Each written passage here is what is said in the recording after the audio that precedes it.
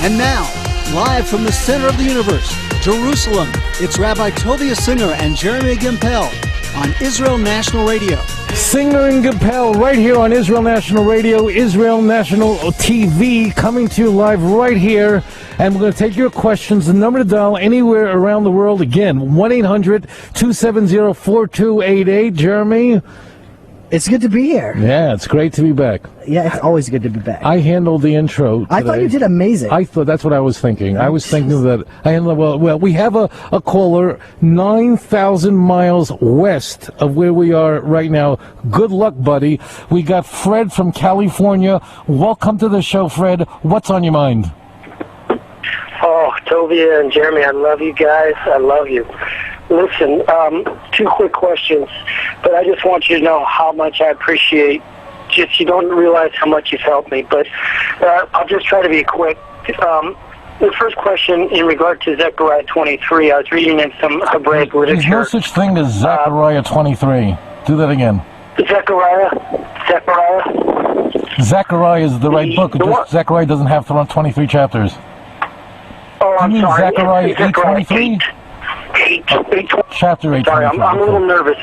I'm so nervous. I am so happy you're nervous, because I'm not really nervous. I am delighted you're here. Believe me, the only one we should be nervous of is the God of Israel. It is Him alone that we fear. I love you, and Jeremy cares deeply about you. We are honored that you're calling in. Zechariah chapter 8, verse 23 is a delicious verse, Fred. What's your question? I'm new to this, so I may be just totally, off base here in asking this question. But the second question, if you're going to let me go, is Isaiah 53, the suffering servant. And you have cleared it up. I've got every podcast you have on iTunes. I've listened to them 3 times over.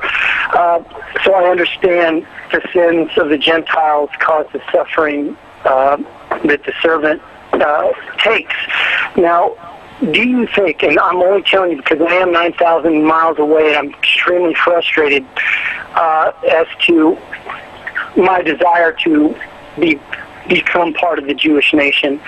And don't you think that the suffering servant may perhaps be prolonging the suffering by making it so difficult, the task to convert? I think what he's asking is, why is it so hard for non-Jews to convert to Judaism? Why is the whole process so difficult?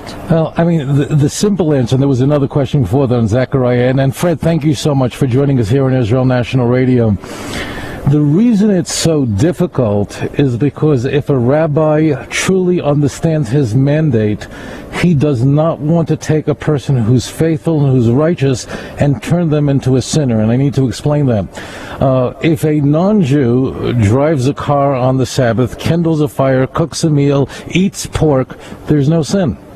A Gentile is mandated to keep 7 Noahide laws, really categories of laws, to live a moral, ethical life, and to do that in the name, because the God of Abraham, Isaac, and Jacob commanded him. Now you have a rabbi, not some guy who's selling out the state of Israel for a pound of silver. I'm talking about someone who's a Jewish leader who truly loves God, and he has this person before him. This person is living a moral life, is a righteous Gentile, and the rabbi has to ask himself the question, is this person, once they're converted, remember, once you convert to the Jewish faith, you can never undo that decision. You cannot undo conversion if it is a true, proper halachic conversion. So the rabbi is saying to himself this, I need to be certain that this potential convert is not going through some sort of phase in her life where she's going to convert to Judaism, she's a full-blown Jew, and then what was not a sin for her has suddenly become a sin. 6 months later down the road, she turns her back on the God of Israel. She violates the Sabbath by cooking. She violates the laws of what may eat and not eat in Leviticus 11, which only applies to the Jew, and suddenly, what has this rabbi done? He's turned a righteous Gentile into a sinning Jew. That is a rabbi's worst nightmare. But I want to address you, who are listening to this show, very carefully.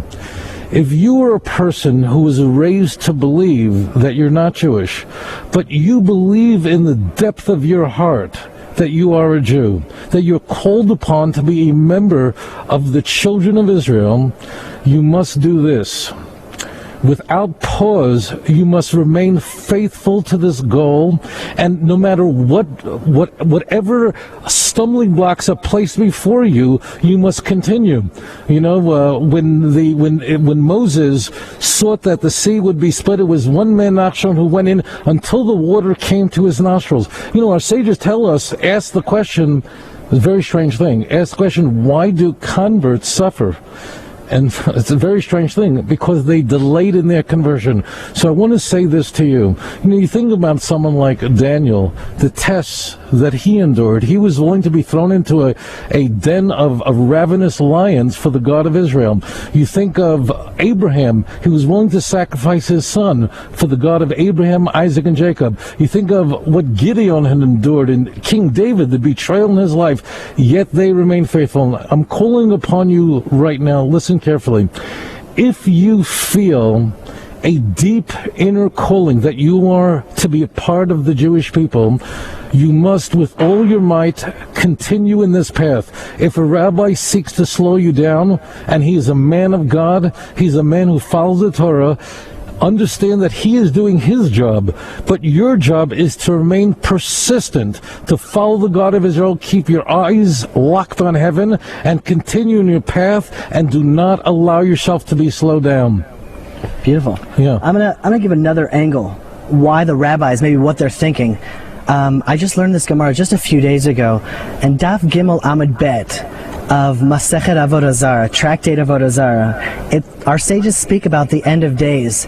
And the end of days, it says there will be a mass movement of Gentiles who start acting like Jews. I mean, it's as if they saw the reality of today, of these Messianic Gentiles and Ephraimites and Joes and all these Torah-observant Gentiles that start living, look, tzitzit and a mezuzah. These are the mitzvahs that they actually quote in the Gemara. And they say that towards the end of days, this movement will just expand and expand. But then, as pressure amasses on Israel, and Sweden turns its back on Israel, America turns its back on Israel, all of these so-called Gerim Gerurim, these sort of converts that are as if calling themselves a part of the nation of Israel, that really aren't, turn on the Jewish people just like that. So when you're talking about really converting halachically to the Jewish faith, every rabbi needs to realize, is this person for real? Is this a phase? Are they really Jewish? Because a convert isn't really a non-Jew. In reality, he is a Jew that's now expressing what always was. And that's a very important concept that people need. They're not non-Jews that become Jews. They're lost Jews that are in the nations that are now expressing and coming to fruition, coming to their real, true identity. In essence, words here. Essentially, converts are imposter Gentiles.